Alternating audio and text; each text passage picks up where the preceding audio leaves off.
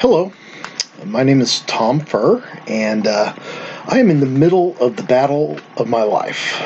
My father has decided to try to get me out of his life by having me destroyed, effectively. Anything that he can do to get rid of me is what he's doing. I've seen him do this before, but not to this extreme, so I'm convinced that a lot of it has to do with the dementia. But I can't get his doctor to look at him, and I can't get a judge to give me a judgment on getting him looked at because, to all intents and purposes, he performs like a healthy man, a very healthy man of 82, and I'm proud of him because back last February he had a near fatal car accident, broke his sternum, broke his neck, lacerated his skull. And within a month, he was almost back to normal. And in 3 months, you couldn't tell that he'd been in a wreck. So I have those genes in me, and it's great. And I'm proud of him for doing that. But at the same time, his behavior changed dramatically right around the third week of August of 2018. And I noticed it, my sister noticed it, his girlfriend noticed it, but she's denying that now. So this has come down to a battle of attrition. It really has. And today I had my first day in court, and I lost horribly. I lost because I had listened to an attorney who strongly suggested that I accept a stipulation that had been suggested by the opposing counsel regarding an eviction. I'm being evicted from my home. I've been fighting it. I've fought it for 5 months, but it looks like I just might have to give up tomorrow. I'm going to publish this on my YouTube site and publish more of these because I can't seem to get a judge to listen to me. The judge today, on Wednesday, March 20th, 2019, in the Central Division of the San Diego Superior Court, Division 60, an old 50, 60-year-old man with a bow tie. And I made the argument that the reason why I was asking for this ex parte hearing today was because the stipulation that I had signed under duress. And his first response was, well, now this judge that you saw, and I forget what the guy's name was, but this judge, he knows duress when he sees it. And if there had been any duress, he would not have allowed you to sign that thing. Like, okay, you weren't in the room. I didn't say that, but I could see I was on the bad side already. So let's look at the definition of duress, kids. Duress, according to California Civil Code 1567, is, in Part B, the unlawful detention of the property of any such person. So anybody who appears to give consent, apparent consent, if they're under duress because of the unlawful detention of their property. So I'm trying to make as many examples as I can from my family's case, and one popped up that fits this perfectly. The unlawful detention of the property of any such person, to my mind, goes back to a event that happened the last time my father and I had a falling out, and that was in 1999. I had just started selling real estate, and Dad calls me up and says that Gail was out driving around and found a really nice house in Point Loma that they wanted to put an offer in on. And Dad said, you know, you're a broker, you can do pretty much whatever you want, right? And I said, sure. And he said, okay, well, I'd like you to help me get this house. Right on, okay. What's the address? And so he gave me the address. So while he's on his way over, I start pulling up stuff. It was a $1.8 million house. This was back in '99, right? I'm thinking, ooh, 50 grand is going to be the commission on that one. And I was like stoked because my dad had never, ever, ever gotten me involved in something that would bring me that much money. And I was thinking, wow, maybe the guy's softened up a little bit, you know? We were living in a little 2-bedroom condo. David had just come along, so there were, 2 little kids and 2 grown adults, and Dad and Gail thought that the way to demonstrate their love to us was to bring crap ton of toys. So many toys we couldn't fit them. We talk about the house a little bit, and I tell them about my negotiating strategy, and start putting the paperwork together. And Dad says, by the way, I called the listing agent, and said that I was a retired broker, and which is a lie. He was not a broker. He was a salesperson. And I'd like for you to just give us the commission right off the top. Don't mess around with an agent and his commissions, okay, folks? We work hard. Y'all don't realize just how hard we work. But anyway, I asked them to leave. I didn't want to have anything to do with them anymore, and it was 10 years. It took 10 years for Dad to call me up again. And actually 2 years, and that was because I was on title to a property that they wanted to sell, and so they had to call me. And he offered me the listing. Come on, Dad, I'm not stupid. The only reason why you give me the listing is because I'm on title, and I should not have sold it. But 20/20 hindsight, because you see, we're inclined to trust our parents. We're expected to be able to trust our parents.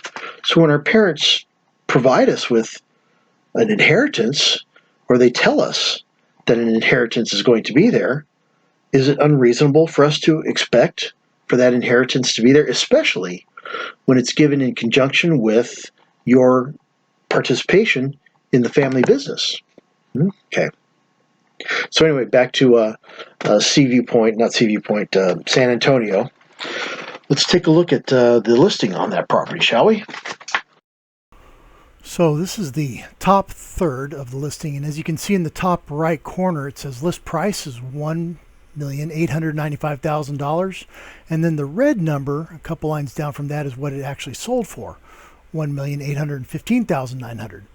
But now you go down into the middle section, and you will see that it identifies the right there top and confidential remarks.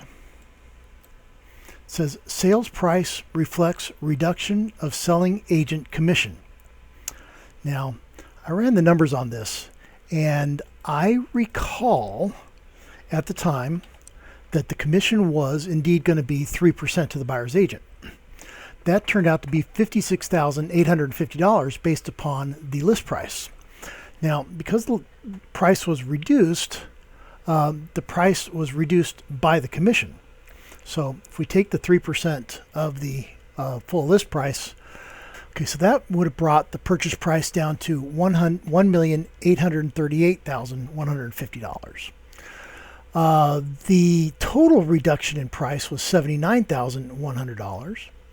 So that means that Dad got them down another $22,250. Okay, so let me restate that. Of the $79,000 in price reduction the Dad got on the house on San Antonio, $56,000 of it was the 3% commission given to the buyer's agent. Even if it wasn't 3%, even if it was 2.5%, that still means that represented 3/4, just under 3/4 of the total amount of price reduction. 1/4, $22,000, 3/4 of it was due to the reduction from the commission. Okay, so I'm just saying, okay, that's how much Dad got it down. Now you'll notice also in here that the buyer's agent is not Tom Furr. Buyer's agent is Ward Lewis. Ward Lewis is my dad's best friend. Ward Lewis is the one who wound up owning all 3 of the properties that I grew up taking care of. Now, it wouldn't have been such a big deal if Dad had managed to arrange it so that I could acquire one of the properties. A town, 123 South Nevada, my favorite, 8 units. it was worth about what all of the commissions on all of these deals would have been. Well, I'm including this part right here. This shows the map of where San Antonio is. It's this property with the red mark. It is right across the bay, on the water, across the bay from the San Diego Yacht Club. That is the height of luxury, folks. That is the height of luxury, folks. Another thing is that remember how I mentioned earlier that when Dad first called me up about this property, when he came by, he said that he had called the listing agent and asked them to reduce the purchase price. And you could see me grimace because there was nothing I could do about it. The only time that you can make any kind of a claim in real estate is when it's in writing. It is the statute of frauds requires everything in real estate to be in writing. It's kind of why I like real estate. There's no room for he said, she said. If it's in writing, you're golden. Well, notice here what I found when I was going through some files. And this is a letter that Dad wrote to Mary Gregg. Now, I don't know if you noticed this, but the listing agent for the property was Mary Gregg. So here on January 22nd of 98, and I think that's an error. I think that's supposed to be 99, but I'm not going to quibble. Bottom line is that Dad had contacted this agent prior to making an offer on San Antonio, and pretty much told her that he and Gail were looking for a luxury home. So Dad was sending out letters of intent to real estate agents in the area looking for a home, preferably before they put it on the market. So I don't know why Dad didn't get wind of San Antonio before they actually wrote it up, but he may have. The important thing to notice here is that Dad's letterhead identifies Professional Development Service as being a realtor and general contractor. Okay, notice realtor and general contractor. Okay, I contacted a lawyer he was neither. I'm the one with the broker's license. I'm the one with the general contractor's license.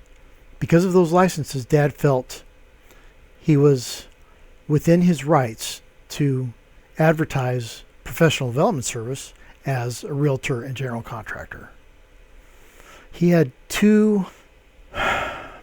he'll claim in court that I gave him permission to do so.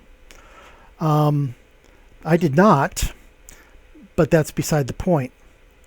The point is that if this were true and I was allowing PDS to operate as a contractor and realtor under my license, then there'd be record of it, first off, with the DRE and the CSLB. And also, this would be my signature down here at the bottom. The important thing to note about this is I did call a lawyer with California Real Estate, with the California Association of Realtors. And yes, this is fraud. He did violate my rights by doing it that way. 20 years is a little late to be going after him for that particular one. But I bring it up because it shows intent. Because last August, Dad came to me and had found this house on Skyline in Henny Hills, which is exactly the neighborhood he wanted to be in. But I hadn't gotten on the MLS yet. I hadn't gotten my broker's license back up yet because the plan was that we would sell Borrego first. And then we would look for a replacement property. Well, Dad found this one, whether he was driving by or whatever, I don't know. But he decided to call the listing agent direct. So, yeah, you know where this is going. He tried calling the listing agent direct. The listing agent never returned his calls. So Dad decided to go onto the property to look around one day, and the tenant came out to inquire of him as to what he was doing. If you notice, when you look at this listing, The list price up there at the top is $749,900. Let's just call it 750 grand. Okay. Look what it sold for, $700,000. Okay. That's right. Dad got this house for $50,000 under the asking price after he had been unable to contact the listing agent. So here's another thing to notice is that right here in the middle of the remarks for the buyer's agent, it says call this phone number for an appointment to show. 24-hour notice required because you have to have the listing agent accompany you. So Dad blew it when he went onto that property. He blew it because the tenant came out, and the tenant, of course, had told the listing agent, look, I don't want you showing it while I'm still living here. I'll move out, but don't show it while I'm here. Okay, because that's what that means. That's what that means. And no lockbox, that means there's no way for a buyer's agent to get in without the listing agent there. So Dad blew it. And in fact, there was a rider on the sign that said, don't contact tenant. Okay? So Dad went onto the property with one of my business cards, gave my business card to the tenant. Tenant gave that business card. Well, anyway, okay. Dad was really frustrated. He said he'd called again and again and again, couldn't get the listing agent to call him. Well, I looked at it, and it was Alan Shaffron. I'd done a couple deals with him. I was on the opposite side once to his listing, and once I was competing with him for a listing. And I had his personal phone number. So I called him up on his cell phone, and we shot the bull for a minute or two. And he said, well, that house is, I'm not involved in day-to-day activities anymore. I just go out for listing appointments and have other guys, buyer's agents who take care of the listings on a regular basis. And I said, okay, cool. Good for you. I said, well, thank you. He said, I'll have Matt give you a call. Great. So Matt calls me up 10 minutes later. We shot the bull a little bit, and turns out that he's been in the business as long as I have. And he said that the property wasn't being shown until until the tenant moved out. And that was supposed to be that weekend. So he was waiting any moment for the tenant to call up and give him the keys back. I said, okay, well, how about letting us be the first one to see it then on Monday? And he said, well, let me pre-qualify you first. And so he asked the big question if we could afford it. And I said, we own 18 units. He said, oh, well, that's going to be a problem. Really? And why is that? Well, because this guy's an investor and he wants to sell to a homeowner. Somebody's going to live there, not another investor. And I said, oh, you don't have to worry about that. We want this house. It's perfect. It's right up the street from where I grew up. It's a single story. Dad's getting along in years. Half an acre. We can fit all his toys on it. We want this house. And he said, okay. Well, he had just told me everything I needed to know. So he said he'd give me a call. We set up at a time for Monday. He hangs up. Called me back 20 minutes later as I'm starting to do my due diligence. And says, the tenant's already moved out. You want to see it? Well, heck yeah. So I go and get Dad, and we went over to look at it. And on the way, I told Dad, I grabbed Dad. I said, well, come on, Dad, let's go. Well, where are we going? We're going to go look at that house on Skyline. What do you mean? I said, I got us into it. We're going to go see it. Really? All right. And now here's the thing, Dad. Okay. We're the first ones to see it. How about that? Wow, okay. And let me handle the negotiations, okay? Sure. And I know that you knew that I didn't have my broker's license renewed yet. So I'm a little miffed, okay? Oh, okay. You promise you're going to pay me a commission on this, okay? You pay me the commission. So we get to the property, and Matt's getting out of his car, and Dad starts poking around. I said, hey, Matt, by the way, I just need you to know that my dad did come onto the property once without an escort. He said, I knew your name looked familiar. Your card is sitting on my desk. It shows that you're Tom, right? Yeah, it says that you came on the property. No, that was my dad. He found one of my business cards, used it to tell the tenant that he was an agent. Okay, all right. Well, it's a good thing that you know Alan because you guys were blacklisted. Really? Okay, cool. So I knew that I had saved the deal that way. Dad walked up to Matt, Said, here, by the way, I can pay cash for this house if I want to. I said, Dad, go look around a little bit. Talked to Matt a little bit more. He'd gotten Alan to agree to a $10,000 reduction because of my status as an agent. So I was cool with that. And he also said that he was ready to, that the sellers were thinking about taking the property off the market because the tenant had moved out, and fix it up, try to get more money out of it. I said, no, he's not. You know he's not. He's looking forward to getting in that motorhome or whatever he's going to do and taking off because he sees the money coming. He wants out, right? The guy's like, yeah, okay. All right. Well, I went and got Dad, asked him if he liked it. He said, sure. And I said, if we can get it for $700,000, will you take it? Well, yeah, that'd be good. All right. Went over. I said, is it okay? Have you looked around? Anything serious about it we need to know? Well, the air conditioner's not working. I said, well, we can take care of that, right? Yeah, okay. So I did my cursory inspection, went and talked to Matt, said, so here's the deal, Matt. You know I've been in the business a while, and I know how hard we work to earn this commission, right? Yeah. I'm glad you got us $10,000, but you know what? I changed my mind. I don't want it. And Dad looks at me, what are you doing? And Matt looks at me and says, what are you doing? I said, I want you to earn the whole commission. Matt looks at me kind of weird. He says, okay, well, what do I have to do? Get it to us for $700,000. $700,000. You want them to come down $50,000 on a $10,000 price reduction commission. I said, yep. He said, well, how do you propose I do that? I said, well, you know the seller. What does he want? Well, he wants as is. I said, no problem. I'll do physical inspection on Monday. You got the termite report ready on Monday? As long as it's just section 1, as long as section 1 is clear, we'll be good to go. Oh, okay. What else? Loan contingency. All right. What? 2 weeks? 2 weeks. All right. 2 weeks. 3-week close? 3-week close. That fast, we had the deal negotiated. He knew what we needed. We knew what he needed. And within the next 24 hours, we'd gone back and forth a couple times. But by Monday morning, we were in escrow, qualified for the loan, everything good to go.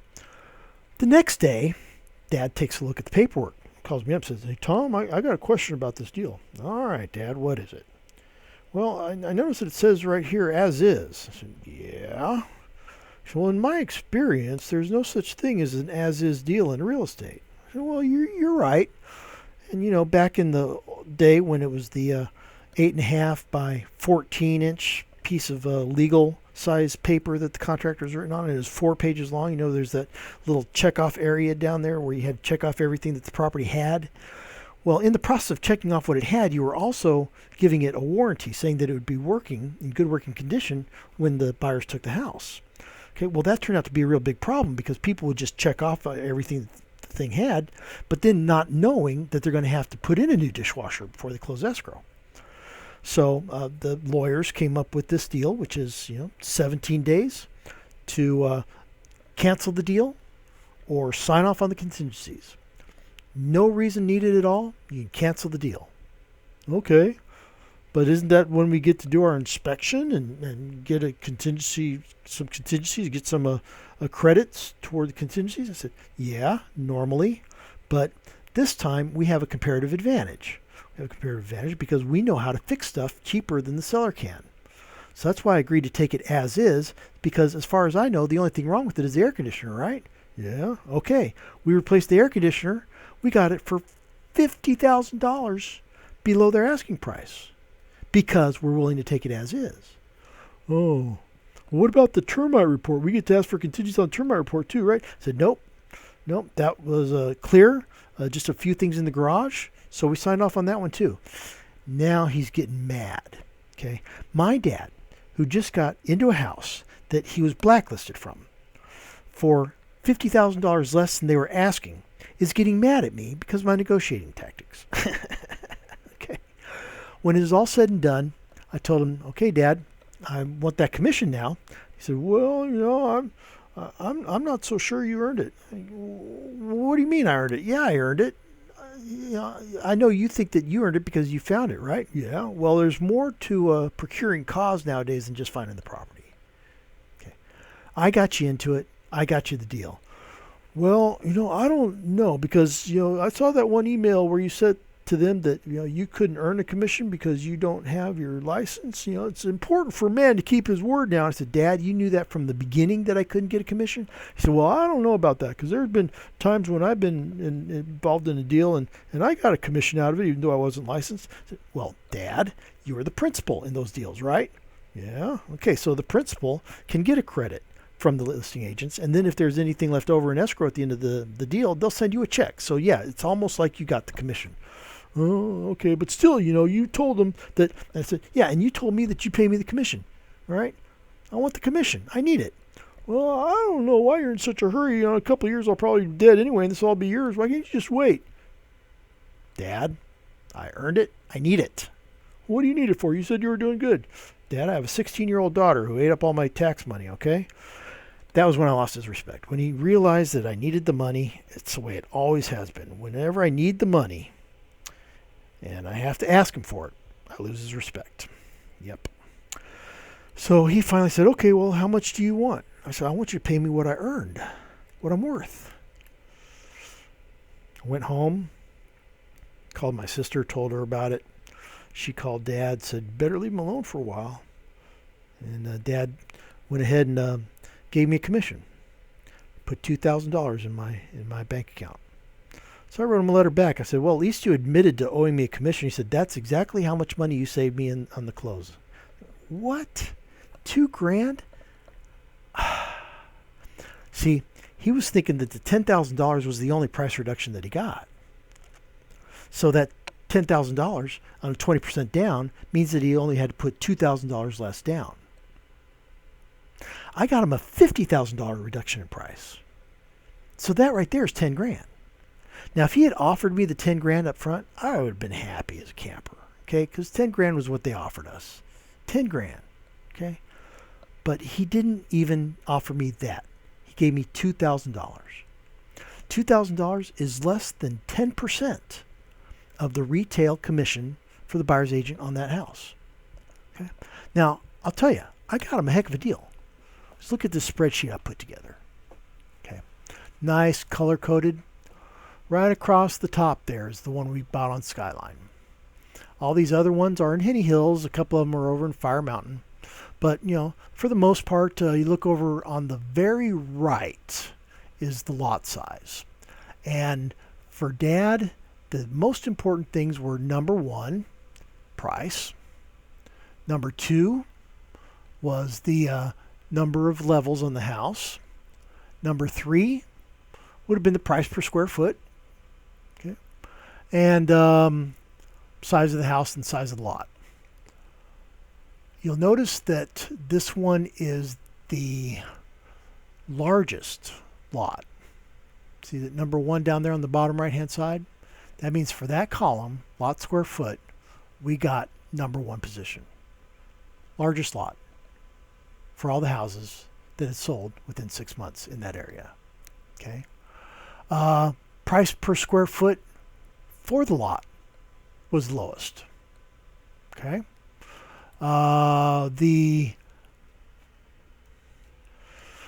So what I did was later on when I implemented the POA, because Dad was refusing to pay a bill for workman's comp, which would have gotten us both in trouble if somebody gotten hurt. Well, by implementing the POA, I was collecting the rents and using those to pay bills. So I went ahead and paid myself the full retail commission on that house. I deserve it. Okay. If that's financial abuse, it's not even close to financial abuse. If there's any financial abuse here, it's him abusing me.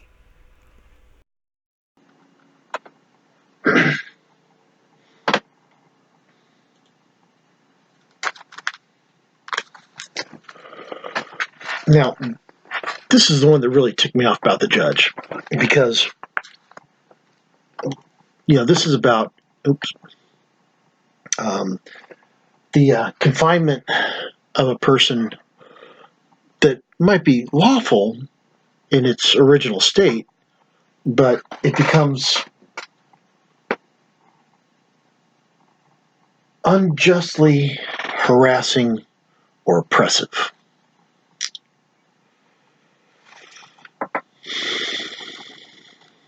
It takes a special kind of man to be able to inflict the punishment of an eviction, not only on his son, but his grandson.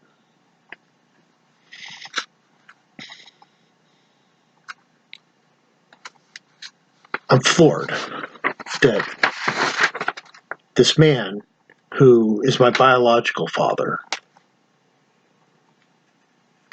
would do this. And in a statement, in an email that he sent to one of the tenants, I guess the tenant had challenged him about this, said, how can you do this to your family? And Dad's response to the tenant was, well, I don't know what you're talking about, because this is all between me and Tom. This has nothing to do with his family or his sister that I'm aware of.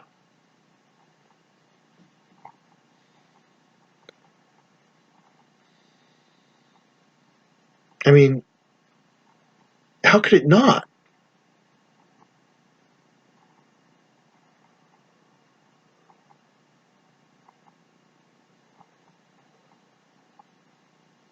Of course it's going to affect the family.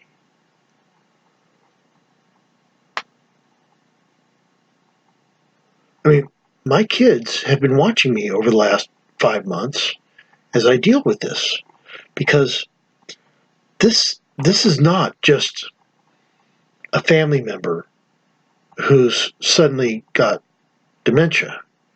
This is my father, and not just my father, but he's been my employer. And not just my employer, but he's been my financial advisor. I am what I am because of him. I learned the trades by going to the apartments with him and learning how to do things like plumbing and painting and carpet and tile and all that stuff. I learned at his feet because of him.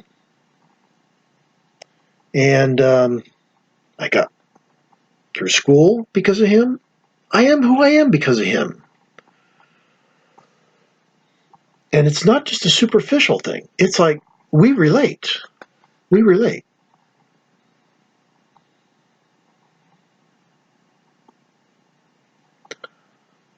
I've found myself driving down the road, and suddenly, without any warning, I'm crying.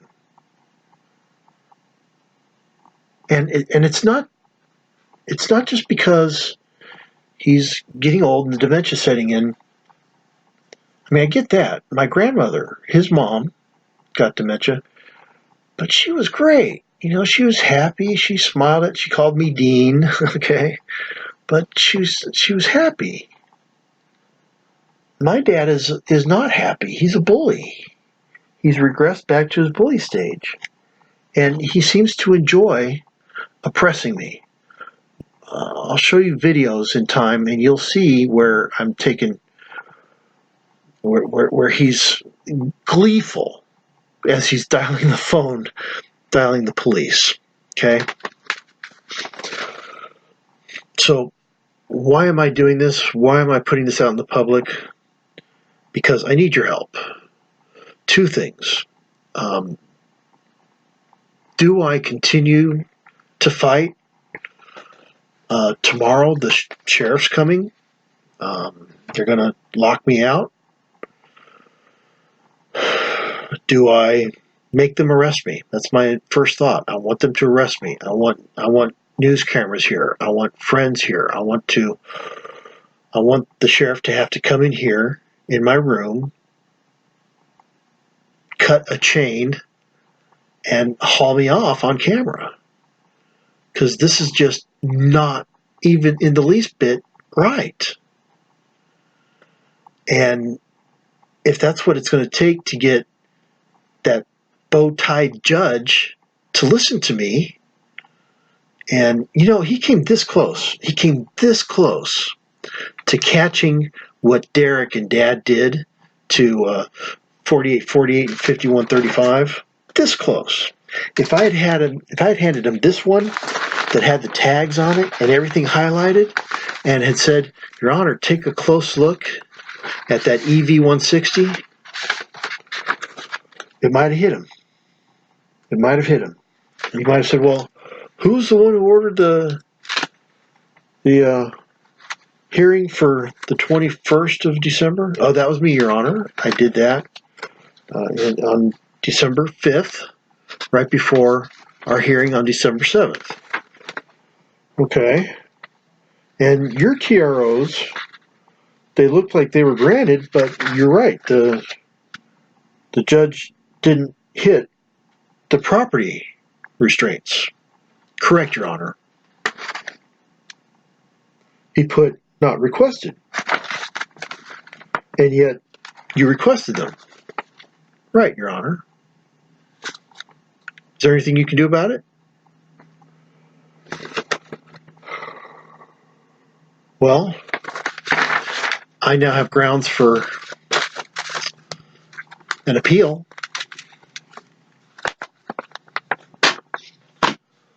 I guess I'm going to do some research. Maybe I'll be up all night working on that. Who knows? Maybe. Who knows? I don't know.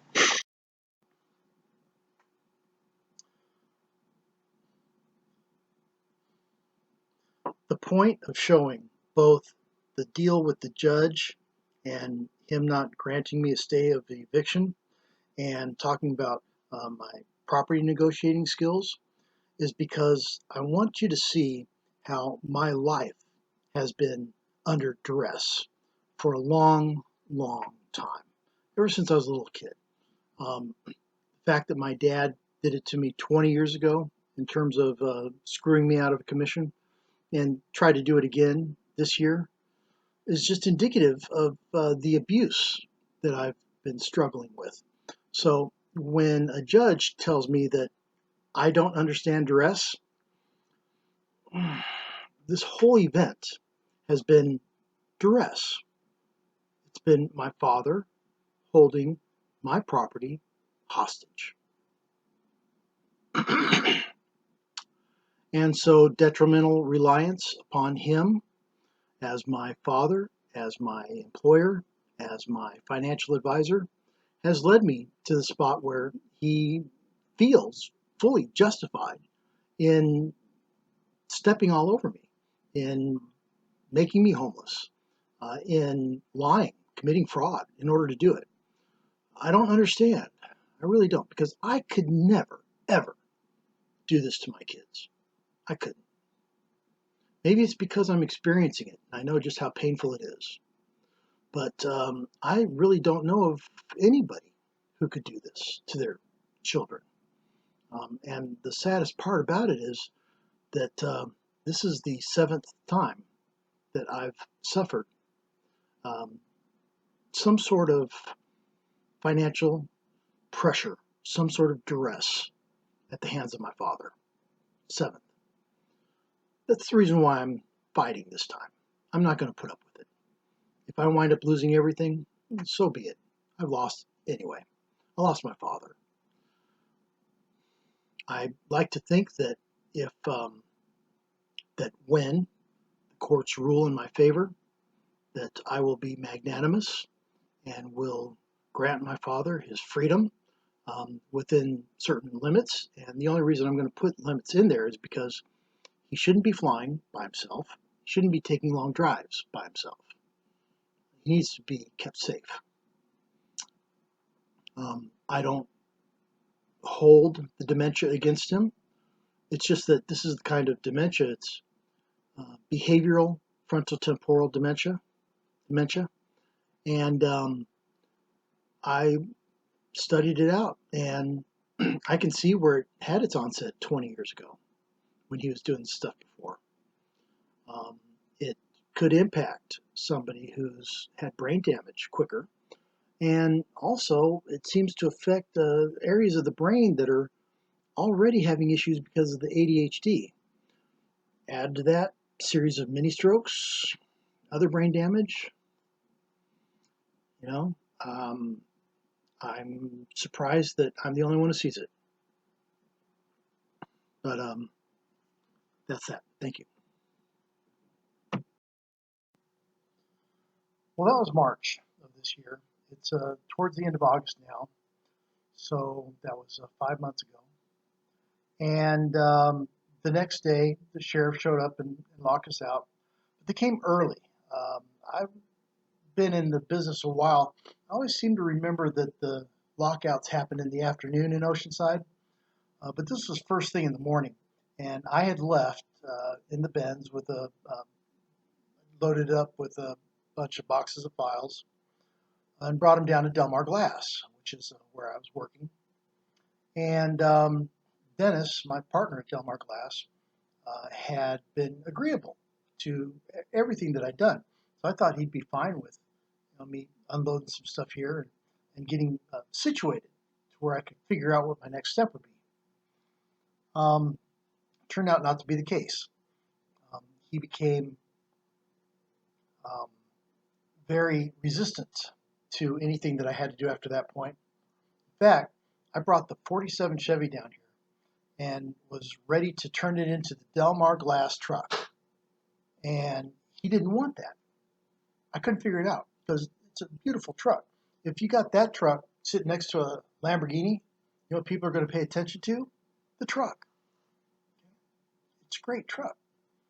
And over the course of the next couple months, I fixed it up, turned it into a glass truck. About the day that I was ready to start driving it as a glass truck was the day that he went a little psycho on me in here, started throwing stuff around, and pushed me, and nearly pushed me into this glass rack back here. Well, I fell, and he assaulted me. I got a restraining order against him, and it's a 5-year restraining order now. And so he took that as an opportunity to bail on the business, but he took the phone. So he's still got the business going through the garage at his house, I assume. And I am now occupying the shop as my home. And the landlord doesn't like that, so she's evicting me. And so here I am again going through another eviction. Now here's the real crazy thing, is that the attorney who represented my dad in the eviction and is representing my dad and all the other stuff is also representing this landlord. Oh, there's got to be some sort of conflict in there. I just haven't been able to get a judge to see it. I haven't been able to see it. So here it is 5 months later. I'm being evicted again. I'm trying to hold this business together because this business is a moneymaker. If I can get the phone number back, if I can get a partner, like I'm really trying to get this kid that I went to school with. He's my age, right? This guy I went to school with, he's a glass guy. He grew up around it. He's got a C-17. Get him in here, get a little cash so that we can, get caught up on rent maybe. I could do that. I have a month. I can do that. I can turn this business around in a month. Just every time I turn around, somebody is attacking me. It was the neighbor over here once. It was the neighbor over here once. They started calling the sheriffs on me. Deputies coming out. I've been visited by the deputies 6 times so far. The landlord, the owner, attacked my girlfriend one day, a couple weeks ago. The property manager has been bad-mouthing me left, right, and sideways. And it's given me a little bit of insight into my character and perhaps why these bad things keep happening to me. It's not because I'm doing anything bad myself. It's because I'm holding the mirror up in front of some people and allowing them to see what their actions look like to the outsider. My dad, just plain old fraud. I've identified 50 statutes that he's broken, and I have evidence for all of them. I have to get that whittled down. The property owner here has it in a clause in the lease that says that there's not to be any habitating, which they mean to be overnight sleeping, and no cooking on the property. Well, this is Del Mar, and Del Mar has a serious problem with affordable housing. It's so serious that the state of California has mandated that each of the cities in California has to provide a certain amount of low-income housing. Del Mar is nowhere near being ready to meet that demand next year. They're counting on the fairgrounds to do something. Fairgrounds not going to do anything about it. The fairgrounds cannot afford to have their housing set aside for indigent people, homeless people, low-income people, because there's a danger involved with helping the homeless. I found that out with my roommate Kay. She will not move. You let her stay in a place, she will not move out, period. She'll make you force her out. She won't quite get to the point of getting evicted, but she'll make you pay to get her out. Homeless people, the homeless person themselves, because ever since I got evicted, since I got locked out, I've not had an address that I can count on for the next 6 months. I do not know where I'll be in 6 months. That's right. The cat too. Okay? So by definition, we're homeless. Right, Soka? Yeah, we're homeless. I mean, I'm living in a glass shop, for crying out loud. Constructive eviction. The landlord has the handyman put a bag over the whirlybird, block my ventilation. Screwed down all the skylights. I have one skylight completely off now. I just had it propped open earlier for ventilation. If I leave the roll-up door unlocked, people will walk in. Well, yeah, it's a glass shop. It's a commercial, industrial zone glass shop. But the city fathers of Del Mar decided to also include in that zoning opportunity for a landowner to house up to 10 people in an emergency shelter for up to 6 months out of a year. And charge them. If they can't afford, you can't charge them. If they can't pay, you can't make them pay. But you can house them here and feed them.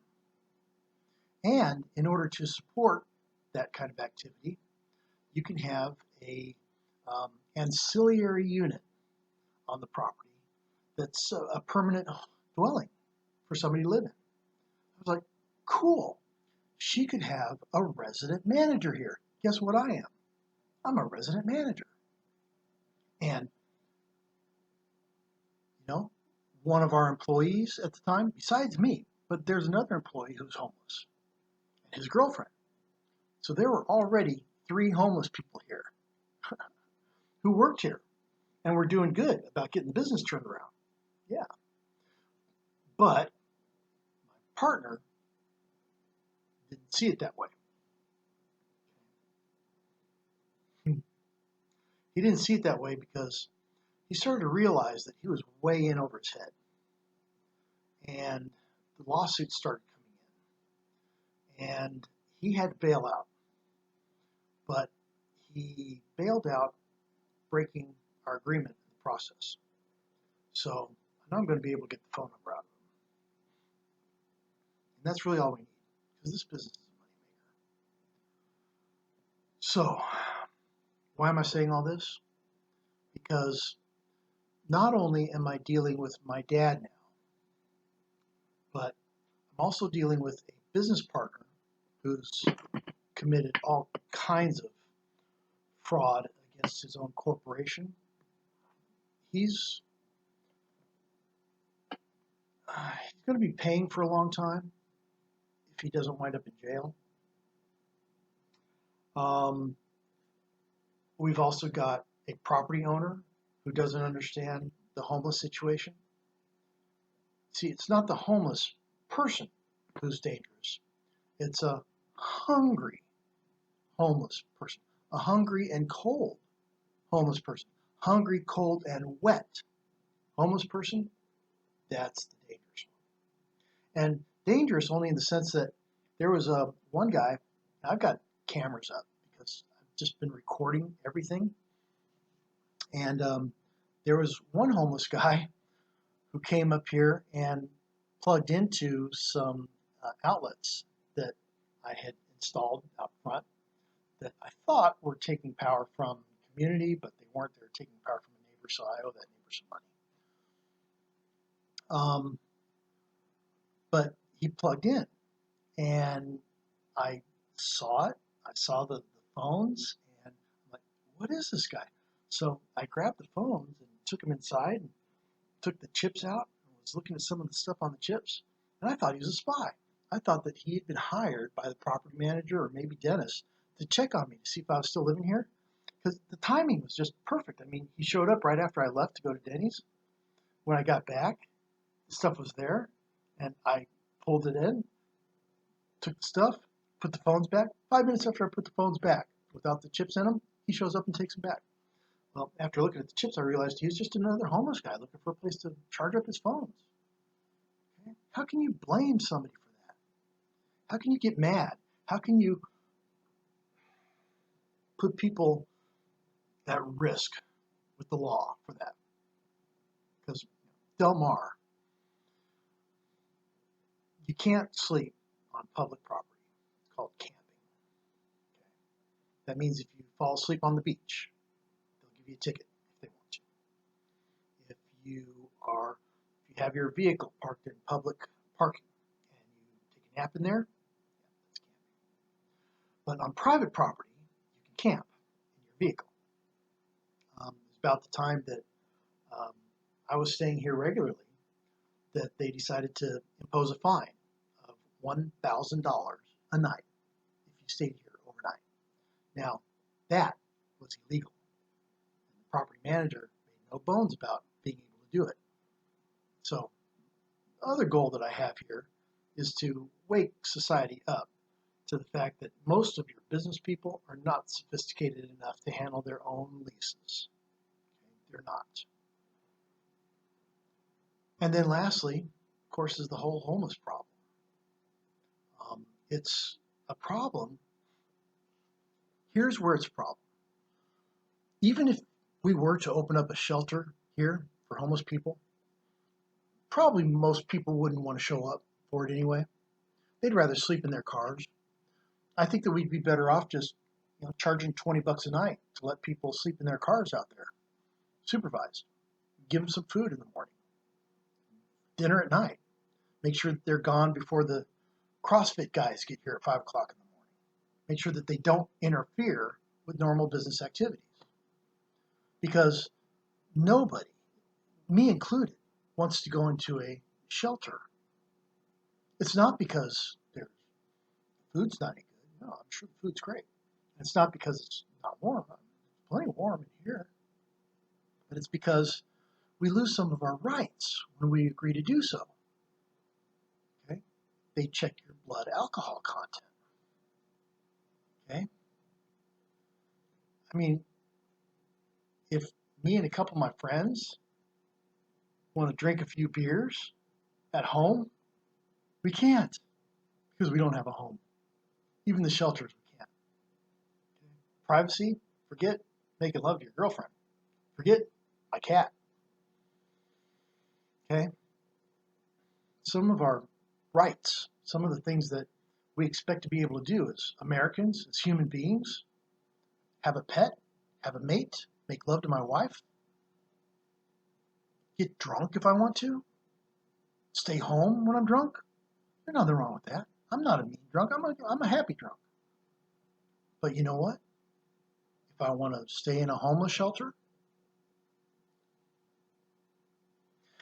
and then some of the lots they've got set aside are way out in the middle of nowhere. And a lot of us do work.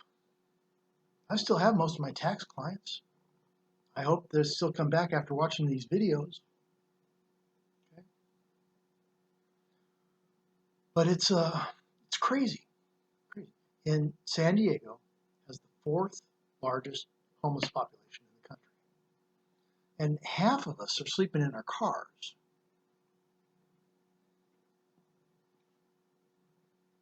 So I'm also doing this because the people in Delmartians, they're just snobbish assholes. They need to wake up. They need to wake up to realize that every single one of them is this close to being homeless themselves. You never know what's going to happen. A year ago, I was snug in my 2-bedroom condo in Oceanside that I thought I was going to stay in for the rest of my life. 2 years ago. 1 year ago. Now, so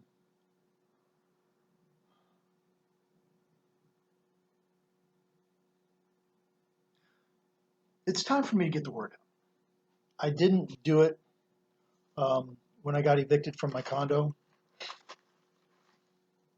because I didn't have time. And I've put a bunch of video together, but I haven't put it up. I think I'm just afraid. I'm afraid of losing what little I have by exposing where I'm at. So if you're one of my clients here watching this, the best thing you can do for me is keep using me as your tax guy, honestly. The best thing you can do for our community, because you're showing that a man's ability to do his job isn't dependent upon having a roof over his head. It's about having clients. And an Angelo's pastrami sandwich every now and then.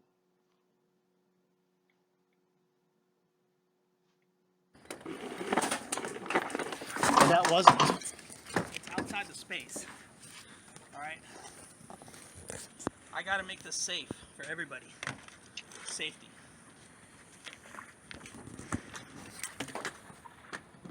All right. If you can please get your ladder down so I can. So keep your eye out for me in the news. This ends up getting damaged or lost. Because this time, Fair enough. Deputy Solomon and Deputy, I can't even remember the guy's name. He's got the coolest Would you name. solemnly promise to me that Anyway, neither those you... two deputies, I'm going to invite them to the lockout. Seal this off. I'm not here. Hopefully, I'll be able to avoid a lockout.